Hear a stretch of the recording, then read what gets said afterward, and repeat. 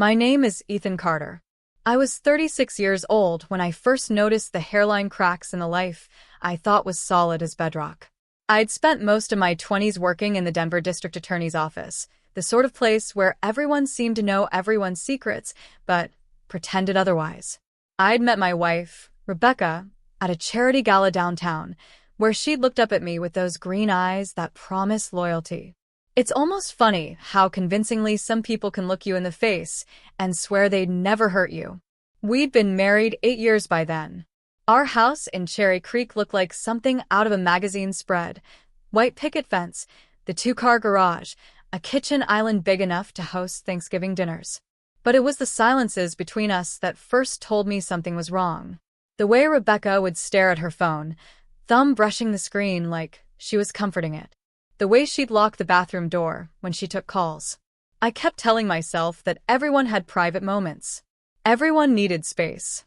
But my gut kept tightening in that low, ugly way I'd learned to trust as a prosecutor.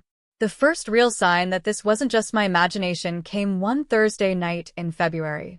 I'd stayed late at work prepping a deposition and came home to find her sitting at the dining table, her laptop open, a glass of white wine sweating onto the wood. She startled when I walked in, snapping the screen shut so fast I thought she might have cracked it. "You're home early," she said, voice pitched too high. She always used that tone when she was trying to steer my attention somewhere else. I shrugged out of my coat and set my briefcase on the counter. "Late, actually," I said. "What were you working on?" She smiled. "Too bright, too rehearsed. Just paying bills." I nodded, but something in my chest twitched. The uneasy feeling slid under my skin like an insect I couldn't shake off. I told myself it was exhaustion. My caseload was brutal, and I'd been getting maybe 4 hours of sleep a night. Still, that didn't explain the cold, tight edge to her smile or the flicker of guilt in her eyes before she turned away. A few nights later, I woke up around 2 a.m. and realized Rebecca wasn't in bed. I padded down the hall and found her in the living room, sitting cross-legged on the couch in her robe, laptop open, phone pressed to her ear. She jumped when she saw me. Couldn't sleep," she stammered. I didn't say anything, just nodded and went back to bed. I lay there for a long time, staring at the ceiling fan and listening to the dull thump of my own heartbeat. It felt like I was watching my marriage decompose in slow motion. The next morning, I tried to tell myself I was overthinking. She'd never given me any real reason not to trust her. At least, that's what I wanted to believe. I took her out to breakfast that Saturday, hoping to shake the tension that had begun to coil around us like barbed wire. She acted normal, cheerful even, but her eyes never quite met mine. That afternoon, I noticed her phone buzzing across the counter. I shouldn't have picked it up. Part of me knew that crossing that line would change everything, but curiosity overpowered caution. The screen lit up with a name I didn't recognize, Travis. I didn't answer. I just set the phone back down, careful not to make a sound. But the unease rooted itself deeper. If she was just paying bills and chatting with old friends, why hide it? Why lie? Sunday evening, she suggested we go for a drive. We ended up by Sloan's Lake, watching the last orange slivers of daylight sink behind the mountains. She leaned her head on my shoulder, and for a moment, it almost felt like before. Almost. But when she kissed me, her lips tasted of guilt. I wanted to believe in us. I wanted to believe that love could survive anything. But as I looked at her silhouetted against the windshield, her hands fidgeting in her lap, I knew that something had begun, something neither of us could pretend away. As we drove back home, she kept glancing at me out of the corner of her eye, like she was waiting for me to ask, like she was daring me to. But I stayed silent, because I already knew the truth was coming for us, whether we were ready or not. I wanted so badly to believe that I was imagining everything, that the late-night phone calls were just business, that the long showers were innocent, that the perfume I smelled on her collar was mine, not someone else's. But denial is a fragile shell, and mine began to crack the moment I started noticing the patterns. It was subtle at first. A missing receipt, a glance too long at her phone before she'd shove it into her purse. The way her voice would drop to a hush when I walked into the room. I could hear the tension in her tone, like she was calculating what lie to tell me before she even turned around. I tried to tell myself I was overanalyzing everything because work was stressful and I hadn't been sleeping. But there are moments that feel like a dam breaking when you realize your instincts are not paranoia, they are survival. One evening, I came home earlier than usual. My key turned in the lock, and for a second, I thought I heard movement upstairs, a quick shuffle and then silence. I stood in the doorway, listening to my own heartbeat thudding in my ears. The house had that cold, uninhabited feel. The living room was dark, no lamp switched on. I called out her name. No answer. My stomach tightened. Maybe she'd stepped out, I reasoned. But the hair on my arm stood on end. I went upstairs slowly, willing myself not to overreact. That was when I noticed it. Our bedroom door was closed. It never was when she was home alone. I stood there with my hand on the doorknob, feeling like I was about to open a portal to something I couldn't ever unsee. But when I pushed it open, the room was empty. Nothing looked disturbed. The curtains fluttered a little as if a draft had come through. It almost convinced me I was losing it. Almost. I went back downstairs, telling myself I'd imagine the footsteps. I made coffee, sat at the kitchen table, and tried to bury the fear under routine. That's when I noticed her purse on the counter. Open. Her phone screen still lit up.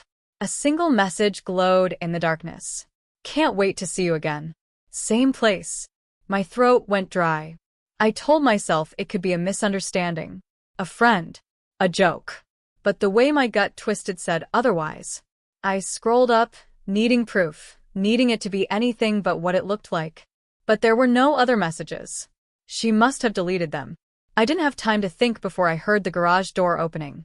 I dropped the phone back into her purse and stepped away, my hands trembling. She walked in, her expression carefully neutral until she saw me standing there in the dim kitchen.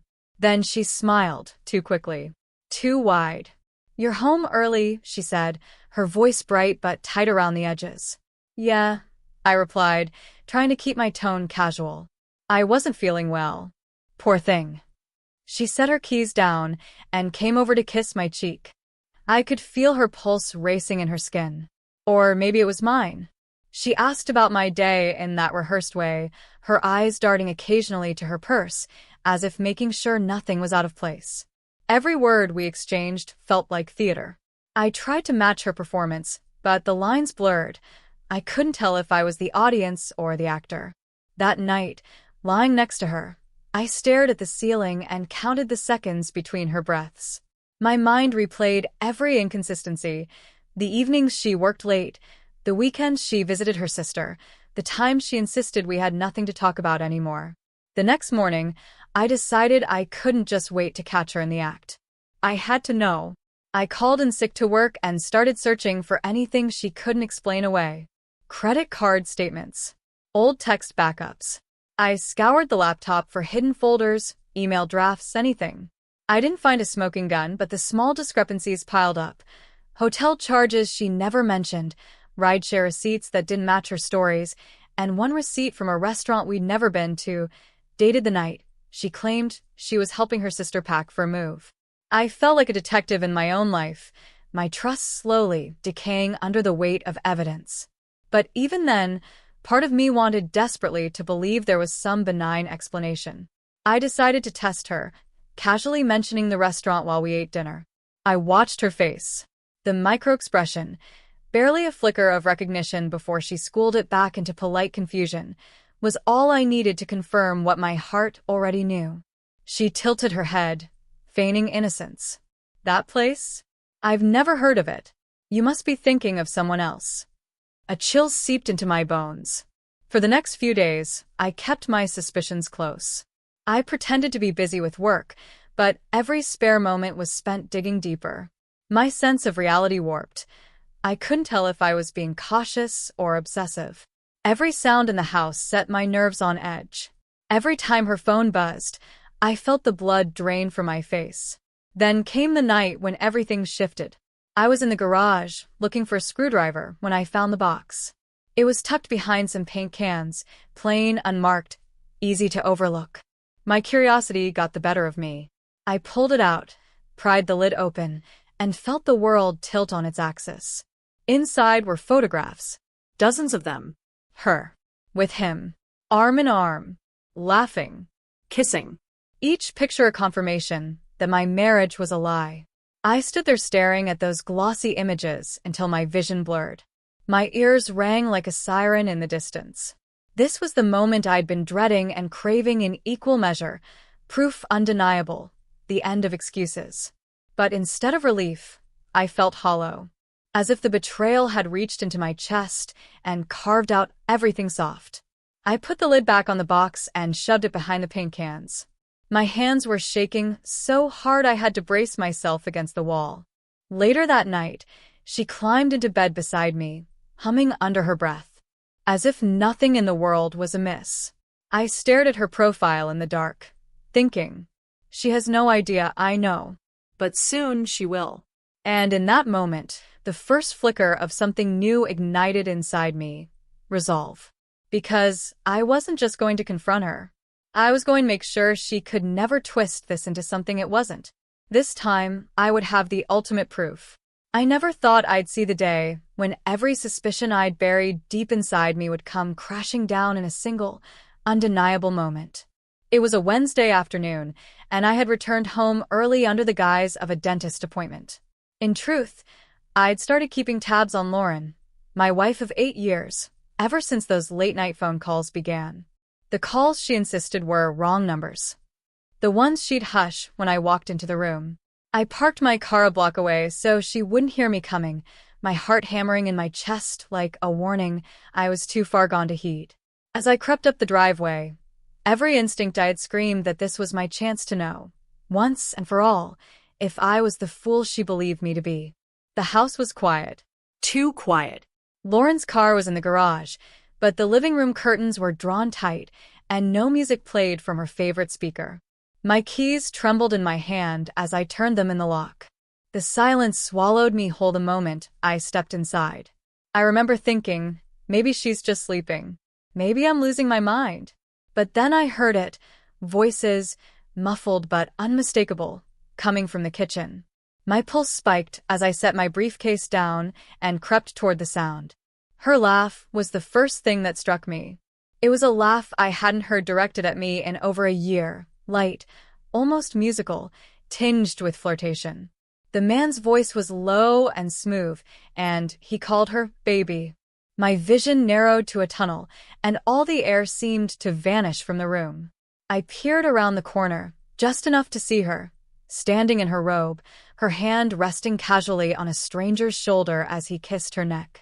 My heart didn't break so much as it calcified, hardened into something unrecognizable. The betrayal was total, but even that wasn't the worst part. It was what she said next that nearly made me retch.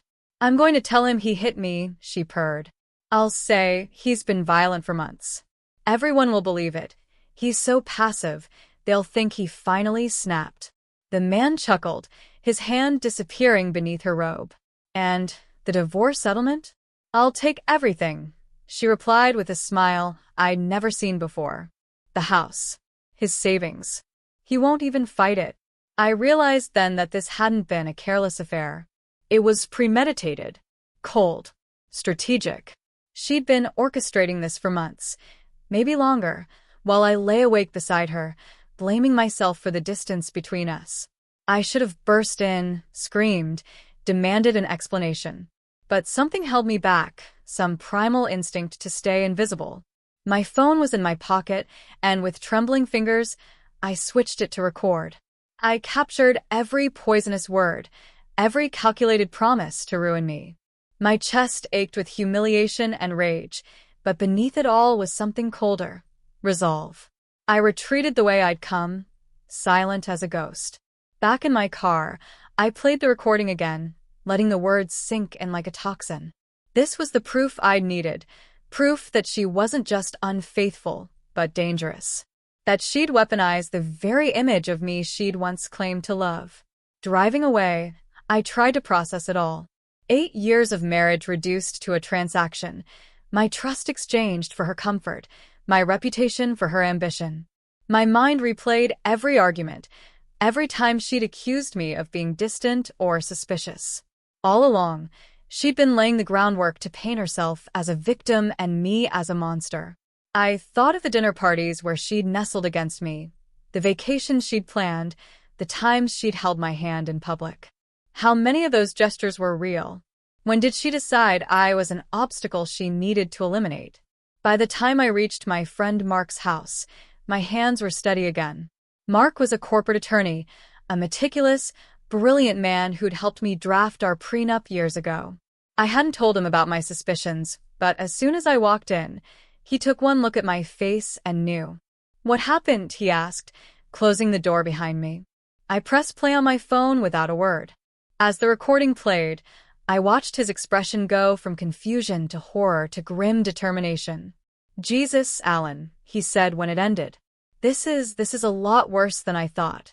I nodded, my throat too tight to speak. "You understand what this means, right? If she tries to accuse you of abuse, you have the evidence to destroy her credibility. No judge will side with her." I swallowed, my voice finally returning as a brittle whisper. "She was going to ruin my life. Then you need to act before she does." He spent the next hour outlining my options: how to secure my finances, how to notify my HR department preemptively, how to prepare for the inevitable confrontation. I listened, but part of me was still back in that kitchen, watching her with him. The woman I thought I knew had been replaced by someone else, a stranger in my own home. It was almost midnight by the time I left Mark's house. I drove aimlessly, the city lights blurring in my peripheral vision. My phone buzzed twice, texts from Lauren asking when I'd be home. I ignored them. She didn't know I'd heard everything. That knowledge was my only comfort. At a red light, I caught my reflection in the rearview mirror. My eyes looked hollow, but there was something fierce behind them, a defiance I hadn't felt in years. She thought I'd roll over and accept her lies. She didn't realize she'd taught me how to survive by underestimating me. I thought of the recording again, the ultimate proof she was counting on me never having. Proof that would not only clear my name, but expose her for who she really was. My hands tightened on the wheel. The moment of truth had come and gone, and the next move was mine alone to make. When I finally pulled into the driveway, the house was dark. I sat in the car for a long time, listening to the echo of her laughter on that recording. I knew this was only the beginning, that the real battle would start when I walked through that door. But for the first time in months, I didn't feel afraid. I felt ready. I didn't sleep the night. I discovered everything. Her texts, the staged photos, the fake scratches on her arm she claimed I caused, the desperation to make me the villain in a story I never asked to be a part of. I stayed up crafting not just a response, but an execution. I called her that morning. My voice was calm. Too calm. That alone should have scared her. "Let's have dinner tonight. Just the two of us. We need to talk," I said. She hesitated, but agreed. "Sure, sounds good." I reserved a private booth at her favorite rooftop restaurant, the same place where we celebrated our 5th anniversary. The irony was delicious. I arrived early, making sure the USB drive was in my pocket. Every shred of her deceit, labeled, dated, undeniable. A digital sledgehammer. She walked in wearing that crimson dress, the same one she used to charm me years ago. Now it looked like camouflage over poison. She smiled, forced but practiced. "You look good," she said, sitting down. "You too. How's Mark?" I asked. Her eyes flinched. The mask cracked for a second. "Mark? I don't know who." "Don't," I interrupted. "Let's not waste each other's time." She sat still. Her lips parted like she wanted to scream, but no sound came. "I know about the hotel room. The keycard logs. The texts. The photos you took and sent to your friend, asking if the bruises looked believable enough." I leaned forward. "You were going to ruin me. And you almost did." She finally spoke. "You've been spying on me?" I laughed. A humorless, hollow sound. "You set me up and you're worried about being spied on?" I pulled out the USB and placed it on the table. "Everything is here. I made copies, by the way. Several." Her eyes darted to it. Her throat visibly tightened as she swallowed. I can explain. Please do. Her lip trembled. I thought you were cheating first. You were distant, cold. I thought you didn't love me anymore. No, I said coldly. You thought if you got ahead of the story, you could walk away with everything. You knew I'd never hurt you, but you counted on the court believing you. And you were right, it almost worked. Tears welled in her eyes. Crocodile ones. I was scared. You're always so perfect, so put together. I felt invisible. I was spiraling, and I made a mistake. No. A mistake is forgetting a birthday. This was war. My hands clenched the edge of the table. You didn't just cheat. You tried to destroy my name, my reputation, my life. She reached across the table, her voice desperate. Can we just start over? I pulled my hand back like her touch burned me. Start over? After you called the police and told them I hit you? After you told your sister I might be dangerous? After you deleted security footage, thinking no one would notice? Her face crumpled. I didn't know what else to do. I thought you'd leave me. I was never going to leave, I said. Not until you gave me a reason. And now I have every reason. For a moment, the entire rooftop was silent. Even the waiters seemed to know something explosive was happening. Then came the shift, the part where her tears dried up and her eyes sharpened. She leaned forward, voice low. So what now? You gonna destroy me? I stared at her. The woman I once promised forever to, now sitting across from me like a stranger. No, I said quietly. You're going to destroy yourself. Her head tilted. Confusion clouded her features. I'm sending this to your lawyer. And your HR department. She went pale. You wouldn't. I already did. Her mouth dropped open. For once, she had no performance ready. No lines rehearsed. I also made sure your friend Heather got a copy. You know, the one you told that bruises and fake crying could get me locked up if I ever tried to fight for custody? You bastard, she spat, standing up suddenly. People turned their heads. I stayed seated. You made your choice, Angela. I'm just making sure you live with it. She stood frozen. A glass of wine untouched in front of her. You'll regret this, she whispered. I regret trusting you, I replied. But not this. She grabbed her purse and stormed out. I didn't follow. I let her walk away with all her lies trailing behind her like a shredded veil. The night air felt colder, clearer. A waiter approached hesitantly. Would you like to see the dessert menu, sir? I smiled bitterly. No. I already got my closure. I remember the moment the courtroom doors closed behind me, the hollow sound of the latch echoing off the paneled walls like the punctuation mark at the end of a sentence I never wanted to write. I should have felt victorious. After all, I'd laid everything bare. The lies, the affair, the forged evidence. But instead, I felt stripped of something I hadn't known I still believed in. Maybe it was the idea of love itself, or maybe just the illusion that, somehow, I could have salvaged the life we'd built. She didn't look at me as I passed. Her gaze was fixed somewhere behind me, as though she were searching for an exit from the consequences she'd created. The judge's words still rang in my ears. The evidence provided by the defendant demonstrates clear intent to defraud and perjure. No matter how many times I replayed it, I couldn't make it feel real. The reporters gathered at the courthouse steps, their microphones thrust forward like weapons. I ignored them. My hands were trembling as I reached my car, not from fear but from the adrenaline drain that comes after a battle you never asked to fight.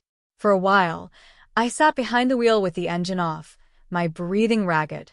The envelope containing the original timestamp security footage lay in the passenger seat.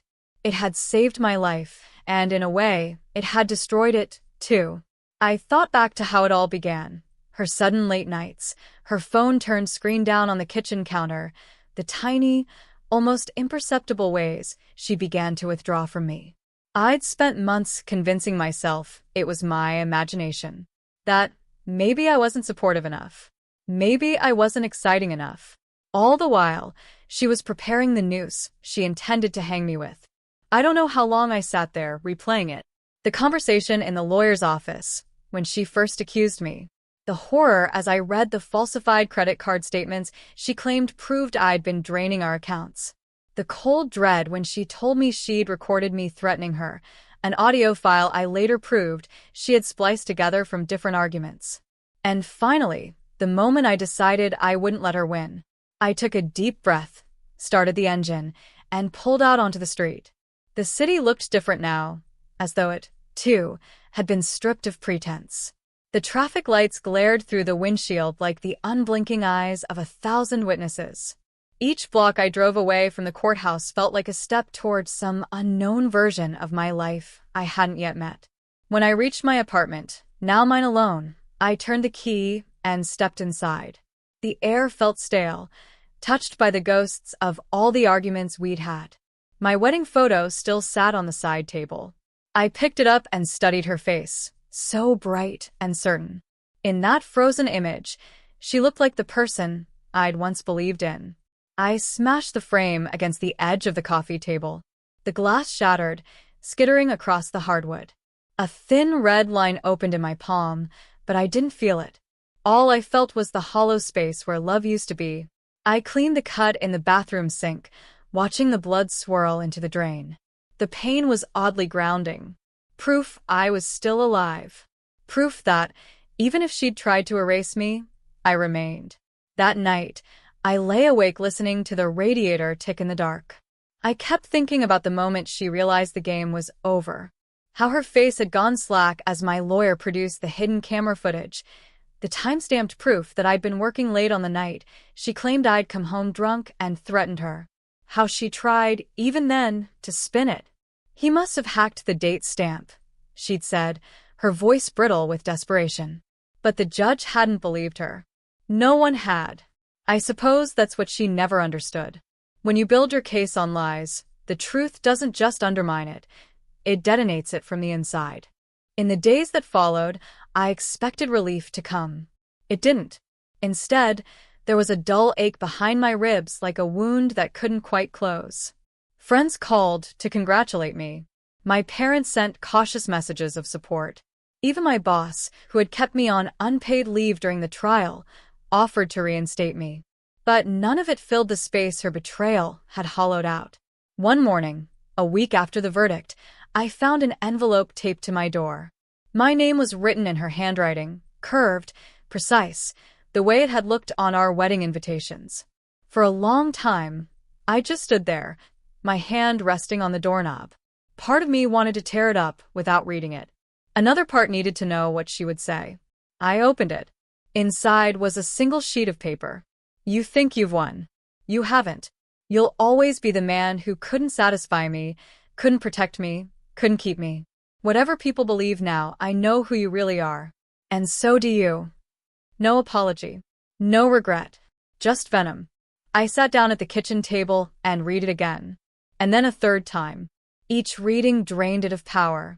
Because I finally understood that everything she had accused me of had always been about her. Her dissatisfaction. Her need to control the narrative. Her hunger to be the victim. And maybe that was the last piece of proof I needed, not a video, not a bank record, but this letter. Evidence that she would rather burn everything down than admit the truth. Later that afternoon, I drove to my lawyer's office and handed the letter to him. He nodded gravely. You've done everything right, he said. But be careful. People like this don't always accept defeat. His words stuck with me. That night, as I lay in bed, I thought about what he meant. I imagined her in whatever apartment she'd retreated to, plotting the next version of her story. I imagined her rehearsing the lies she would tell the next man. Maybe she'd say I was abusive. Maybe she'd pretend she'd been trapped. I no longer felt responsible for any of it. I knew the truth. I had the proof. And that was all that mattered. Or so I thought. At 3 a.m., I woke to the vibration of my phone. A single text illuminated the darkness. You forgot something. No sender name, but I knew who it was. I stared at it for a long time, feeling the cold fingers of dread slide up my spine. What had I forgotten? Some detail she could twist? Some weakness she could exploit? I didn't know. And in that moment, I realized something that chilled me to my marrow. This wasn't over. It would never really be over. I closed my eyes, the phone still glowing in my hand, and wondered how many times a person could survive the truth. I stepped out into the cold morning air, feeling the weight of everything I'd uncovered. The courthouse doors shut behind me with a muffled finality, and for the first time in months, my lungs filled with air that didn't feel poisoned. All night I had imagined this moment. I thought it would feel like victory, like sweet redemption. But now, standing here with the evidence still clutched in my hand, the file that proved I was never the monster she painted me to be, I just felt empty. When she first accused me, her voice had cracked with feigned horror. "He's dangerous," she sobbed to the police. "He threatened me." The officers hadn't even looked me in the eye when they cuffed me. In that moment, it didn't matter that I'd never laid a hand on her or anyone else. Her tears were enough. I replayed the months that followed like a broken reel. The whispered conversations behind my back, my own lawyer's guarded expressions, the way my friends began to vanish one by one, too uncomfortable to ask questions. The story was too sensational to resist. She was the fragile, betrayed wife, and I was the violent, controlling husband. And all along, she was sleeping with him. I remembered the morning I found the emails, thousands of them. She'd been planning the lie long before she'd filed the restraining order. The affair was only part of it. The real plan was so much worse. She'd needed me gone so she could drain the joint accounts, sell the house, and start over without me in the way. And she almost did. My hand trembled as I opened the folder again. Inside, the printed logs from the security system, the one she didn't know I'd upgraded after the first time she tried to stage a break-in. Every motion-triggered video clip, every door sensor alert, every time-stamped record proving I'd been nowhere near her the night she claimed I'd threatened her life. I thought about the trial. The prosecution's confident tone as they laid out her story, how she dabbed delicately at her eyes while her lover sat at the back, pretending he was just moral support. And then the way the courtroom shifted when my lawyer rolled in the cart with the monitor and played the footage. At first, no one moved. The judge's face was an impassive mask. The only sound was the hum of the speakers as the grainy black and white video looped. She walked calmly through the living room, placing the kitchen knife on the sofa, arranging a knocked-over lamp, then standing back to admire her own handiwork before finally dialing 911. I'd never forget the way her eyes flicked to me when she realized it was over. For a moment, just a moment, she wasn't the victim anymore. She was exactly who she really was, a calculating liar who had been willing to destroy me to save herself. I closed the folder. My fingers were numb. "Mr. Daniels?" My attorney's voice startled me out of the memory. He stepped up beside me, his expression a mixture of satisfaction and sympathy. "You okay?" I wanted to say yes. But what word could possibly describe the hollow ache where my trust had been? "I don't know," I said finally. "I really don't." He nodded, as if he understood. "This is the part they don't talk about. When the truth comes out, but you still have to live with everything that happened." I didn't answer. I was watching her through the glass doors. She was sitting alone on the hallway bench, face pale, hair falling around her shoulders like a curtain. Her lover was gone now. The crowd had drifted away. No more sympathetic onlookers. No more cameras. Just her and the ruin she'd made. I walked back inside. My footsteps were loud against the tile, echoing in the nearly empty lobby. She looked up when I stopped in front of her. For a moment, she tried to summon that familiar pity in her eyes, the expression that had convinced everyone she was blameless. But there was no audience left to perform for. "You destroyed everything," I said quietly. "You could have just walked away." Her lips parted, and I waited for the excuse, the apology, the last attempt at manipulation. But no words came. Her eyes fell to the floor. I wondered if she finally realized she had nothing left to bargain with. A rustle behind me, my lawyer, waiting near the exit. A uniformed officer hovering by the door, ready to escort her out. I took a long breath, feeling the cold air settle in my lungs. "You're going to have to live with this," I told her. My voice didn't even tremble. "And I'm going to learn how to live without you." I turned and walked away before she could see the last trace of sadness on my face. Outside, the sunlight was too bright. It hurt my eyes, but I didn't look away. The folder felt heavy in my hand, the evidence of everything she'd tried to erase. And for the first time, I realized I was free. Not just free of her, but free of the belief that I needed anyone to validate who I was. As I reached my car, I looked back at the courthouse steps. She was there in the doorway, watching me, her silhouette framed by the darkness inside. I didn't wave. I didn't need to. This was the last time she'd ever see me as the man she could break. I got in, shut the door, and as the engine turned over, I finally allowed myself a single, shuddering breath of relief. And just before I drove away, I thought of one final truth, something she would never understand. When you have nothing left to lose, nobody can ever hold power over you again.